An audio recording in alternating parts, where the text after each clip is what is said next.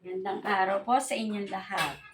Tayo po ay magluluto ngayon ng pork bistec. Ito po ang ating sangkap. Pork chop, paminta, oyster sauce, liquid seasoning, kalamansi, pinisa ko na po yan. Bawang, sibuyas, nor cubes, at saka po yung sibuyas na puti na pinaghiwa-hiwa ko na toyo. Ngayon po ay ating lalagyan ng paminta ang pork chop. Ang toyo. Oyster sauce.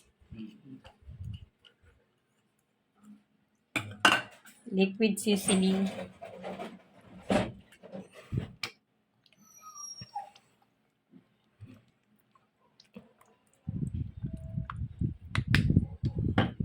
Lalamasin po natin. Nagugas po ako ng kamay.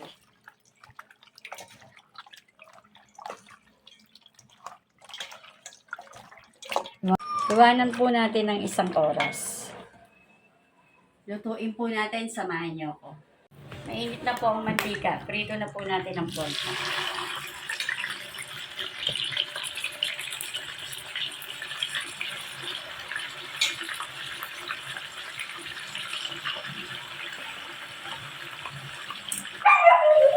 Antayin po natin maprito. Baliktarin na po natin. Mild lang naman po ang gagawin natin prito dito.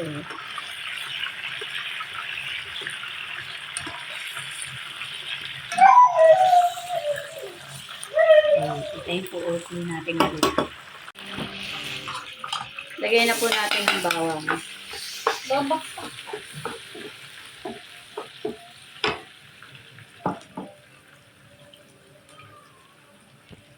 Antayin natin maging light brown.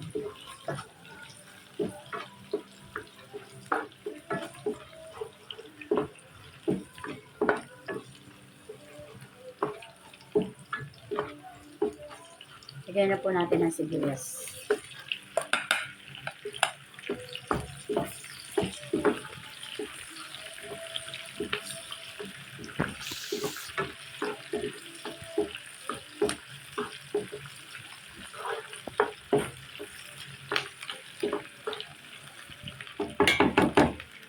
Ang baboy.